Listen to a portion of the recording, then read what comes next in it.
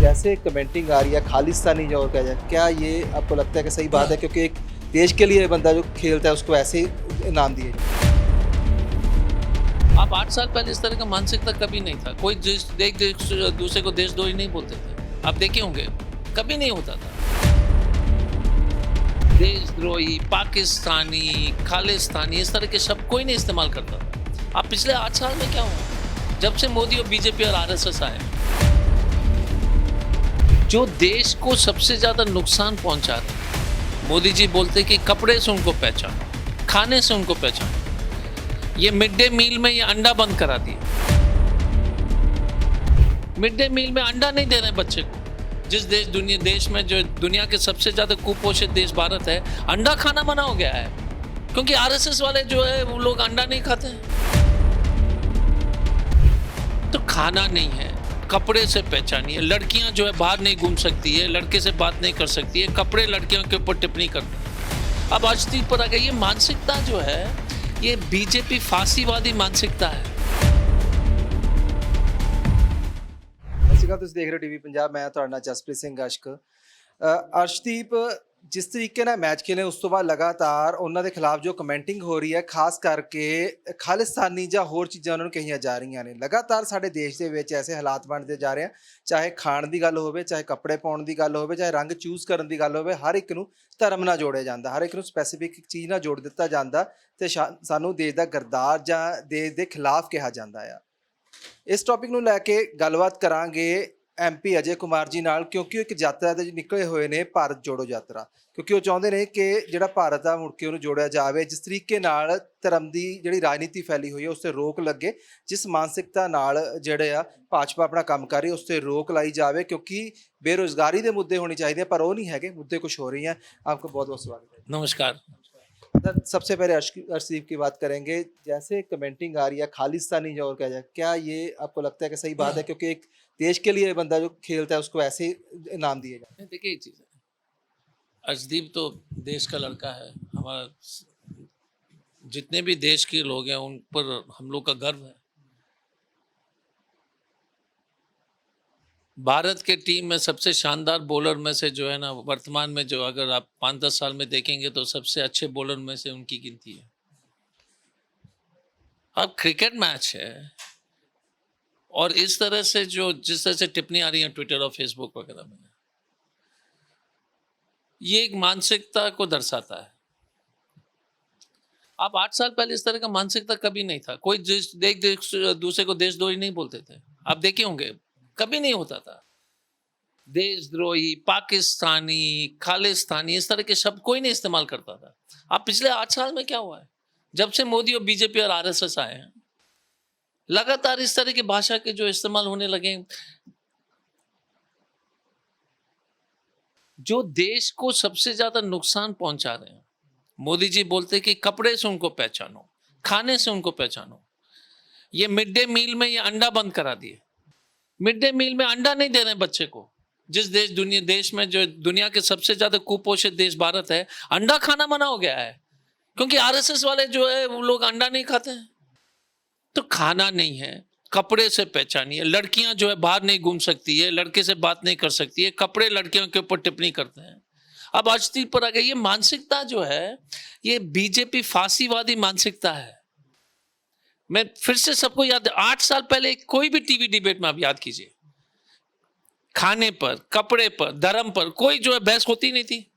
आज सिर्फ खाने पर, कपड़े पर, तिरंगा पर। अर्शदीप जैसे बच्चा, हमें गर्व है। और जितने भी लोग जो उसके ऊपर जो टिप्पणी कर रहे हैं उसके ऊपर जो एक एफआईआर होनी चाहिए। और नफरत फैलाने के लिए 153A, स्प्रेडिंग एनिमिटी बिटवीन कम्युनिटीज, उसके ऊपर जो है सबको चार्जशीट करना, सबके ऊपर कार्रवाई होनी चाहिए, अरेस्ट होनी चाहिए। लेकिन भाजपा तो करेगी नहीं। हम सिर्फ आपके माध्यम से अर्शदीप को एक मैसेज भेजना चाहेंगे कि हमें आपके ऊपर गर्व है। आप दुनिया के सबसे शानदार बॉलर में से आपकी गिनती है। आप हमेशा दिल खोल करके जिस जज्बा के साथ वो क्रिकेट खेलते हैं वो सबको देखने को। लास्ट ओवर देख लीजिए कितना शानदार तरीके से दिया। मुझे बहुत दुख हुआ है। हमारे पंजाब के बेटा नहीं है, भारत का बेटा है। ये कहानी अकेली अर्शदीप की नहीं है, कहानी ये सबकी चलती है लगातार।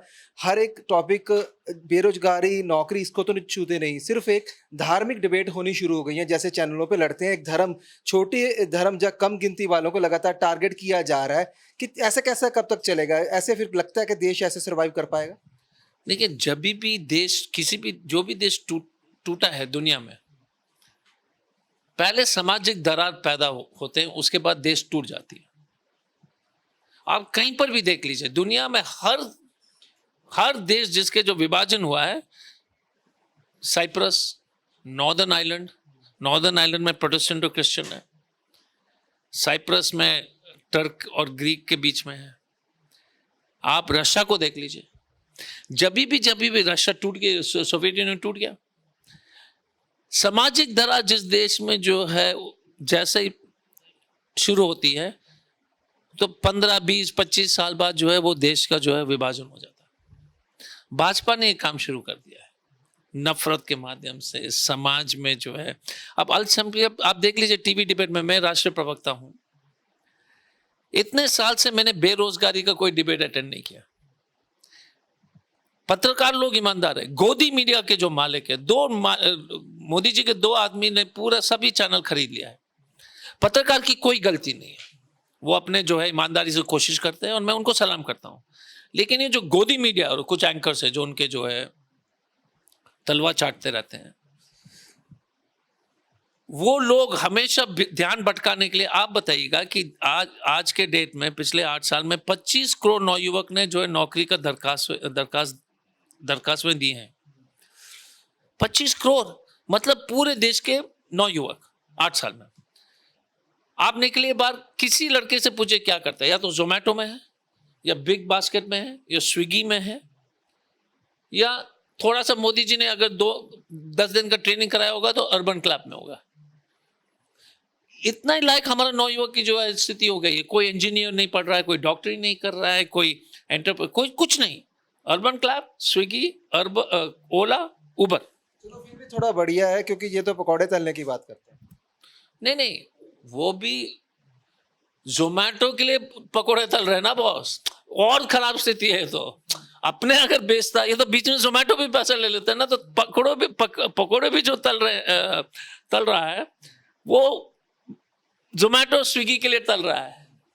तो ठीक है, लगातार हालात देश के खराब होते जा रहे हैं। अब आप जो यात्रा पे हो जाए, जिसका मैसेज लेकर आए हो कि भारत जोड़ो, कैसे भारत जोड़ेंगे, क्या है?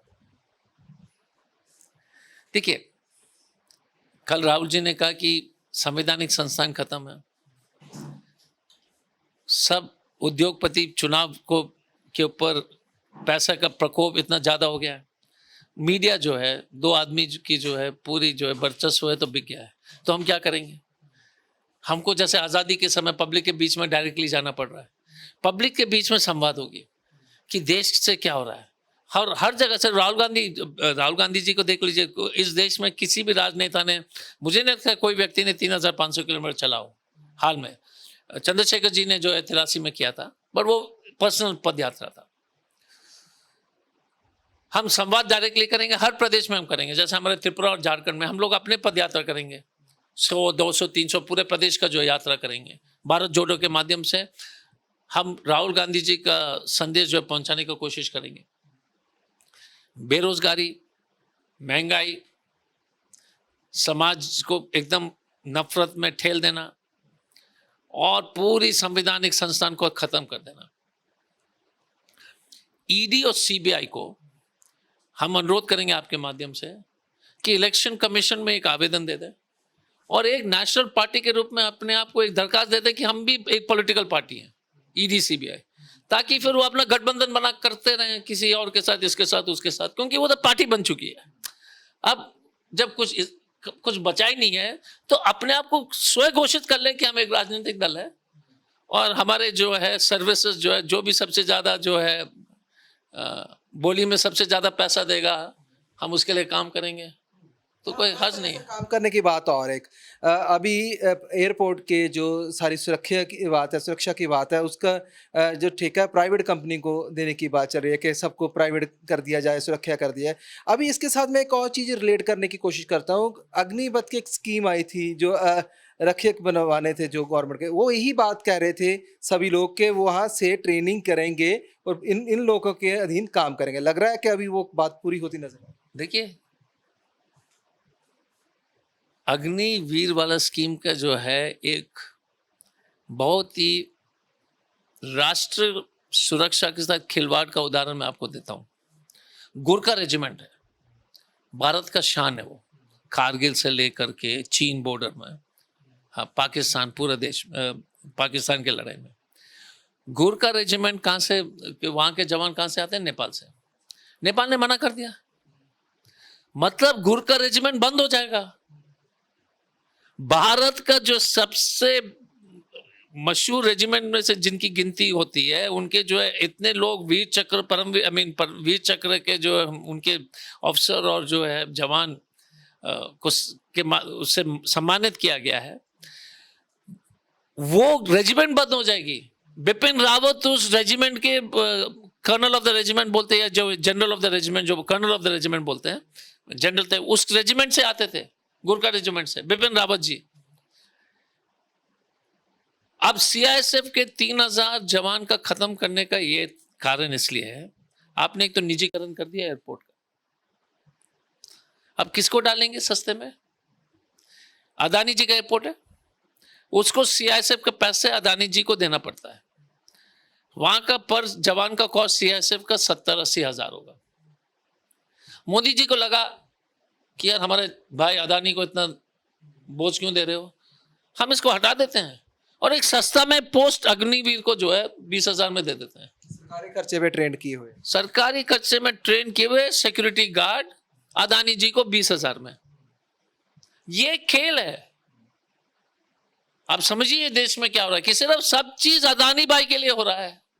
उनके एयरपोर्ट है, एयरपोर्ट में सीआईएसएफ का पैसा अदानी जी को देना पड़ता है, क्योंकि सिपाही का तनख्वाह जो 70-80 हजार है। अब अदानी जी ने बोला होगा कि यार नरेंद्र भाई ये तो नहीं हो पाएगा, तो भाई ठीक है एक स्कीम ले आते हैं अग्निवीर, 3 साल बाद जो है ट्रेन मिल जाएगा फ्री में, 18,000 दे देना, हो गया। हाँ। अच्छा, आपका एक स्लोगन है कि हम दो हमारे दो। वैसे तो ये दूसरे लोग आबादी कम करने का, पर ये आबादी की वजह देश कम करने का स्लोगन है, इसका थोड़ी सी व्याख्या कर दें। देखिए, हम दो मतलब नरेंद्र मोदी और अमित शाह, हमारे दो मतलब अदानी जी, अंबानी जी, ठीक है। ये क्योंकि सबको मालूम है, अगर थोड़ी जोड़ लें, हम दो हमारे दो, जो होता है होने दो। हाँ, जो होता है, नहीं आपका लाइन बहुत अच्छा है, मैं तो इसको भाषण में यूज करूंगा। जो होता है होने दो, लेकिन देश को नहीं बख्शेंगे जरूर, ये जो है उसको भी जोड़ना पड़ेगा, क्योंकि देश को एकदम जो है बर्बादी के रास्ते में, इस देश के 90 परिवार की संपत्ति जो है देश के 55 करोड़ लोग के बराबर है। Can you imagine? That means यार 90 पीपल, उसको अगर 55 पीपल लोगे, मतलब है कि 55 करोड़ टाइम्स इनका संपत्ति है। देश के 90 परिवार लोग के पास 55 करोड़ के बराबर की संपत्ति है। मतलब पूरा चंडीगढ़ गया, पूरा पंजाब गया, पूरा हिमाचल गया, कश्मीर गया, राजस्थान गया, बता दीजिए 2-3 प्रदेश बचेंगे तो कुछ, उत्तर प्रदेश छोड़ दो, मध्य प्रदेश गया। मतलब 90 परिवार जो है कश्मीर, हिमाचल, हरियाणा, पंजाब, मध्य प्रदेश और राजस्थान का मालिक है। ये अमीर जो है वो गरीब, मैं बोलूंगा ज्यादातर, जो जिनका कर्जा माफ होता है, बेचारे बहुत सारे कर्जे में पड़े, फिर भी इनका कर्जा कैसे माफ हो जाता है? फिर भी क्यों इन पे ये कानून नहीं बनता कि इनकी अगर एक कंपनी बोगस निकलती है तो सारी कंपनी को सील किया जाए? ये इलेक्ट्रॉन बॉन्ड में पैसे देते हैं। आपको लगता है कि अदानी कंपनी की जो है, अब अदानी कंपनी में जो अगर आप उसके एनालिसिस करेंगे, पूरा बीजेपी का पैसा विदेश से घूम करके वापस आ रहा है। ये आम चर्चा हो रही है, ये हम नहीं बोल रहे, ये लोग आम चर्चा कर रहे हैं। और मेरा एक ही कहना है कि अगर इस तरह से इस तरह से इस तरह से देश की अर्थव्यवस्था अगर चलेगी,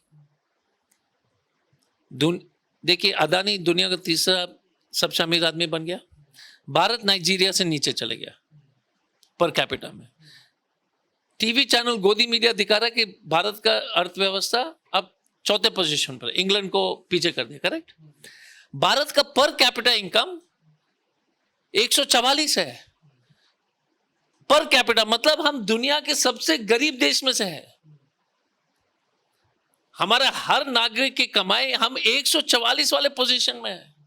गोदी मीडिया दिखाता है कि इंडिया जो इंग्लैंड का पॉपुलेशन क्या है, इंग्लैंड का पॉपुलेशन हमारा 5% से भी कम है, और उस देश का पॉपुलेशन हमारा अर्थव्यवस्था का बराबर कर रहा है। तो ये जो मीडिया में जो स्टोरी बना रहे हैं, दुनिया के सबसे ज्यादा कुपोषित बच्चे भारत में, सबसे ज्यादा अनीमिक महिला भारत में, पर कैपिटा इनकम बांग्लादेश से नीचे, सबसे ज्यादा टीबी के पेशेंट भारत में, सबसे ज्यादा एड्स वाले पेशेंट भारत में। मोदी ने 8 साल में जो बॉस मनमोहन सिंह जी ने 27 करोड़ लोगों को गरीबी रेखा से ऊपर किया, 8 साल में मोदी जी ने उसी 27 को नीचे ठेल दिया वापस। 80 करोड़ लोग फ्री राशन पर निर्भर है। यार 80 करोड़ लोग अगर फ्री राशन पर घर चला रहे हैं, मतलब क्या गरीबी है इस देश में यार। तो विकास कहां है? विकास तो मैं देखते रहता हूं कहां कहां है, लेकिन मिल ही नहीं रहा है। वो विकास यादव मिल जाता है कभी गलती से, कभी विकास राव मिल जाता है, लेकिन विकास नहीं मिल रहा है। हाँ। अजय जी, बातें और भी करनी थी, बस समय बहुत कम है। बहुत बहुत धन्यवाद आपका इन सब बातों। Thank you very much. ਸੋ ਅਜੇ ਕੁਮਾਰ ਜੀ ਸਾਡੇ ਨਾਲ ਚਰਚਾ ਕਰ ਰਹੇ ਸੀਗੇ, ਜਿਹੜੇ ਮੈਂਬਰ ਪਾਰਲੀਮੈਂਟ ਨੇ, ਜਿਨ੍ਹਾਂ ਨੇ तमाम ਜਿਹੜੇ ਸਵਾਲ ਨੇ ਉਹਨਾਂ ਦੇ ਜਵਾਬ ਦਿੱਤੇ ਆ। ਹੁਣ ਮੈਨੂੰ ਜਸਪ੍ਰੀਤ ਸਿੰਘ ਅਸ਼ਕ ਨੂੰ ਦੇ ਇਜਾਜ਼ਤ, ਦੇਖਦੇ ਟੀਵੀ ਪੰਜਾਬ। ਧੰਨਵਾਦ।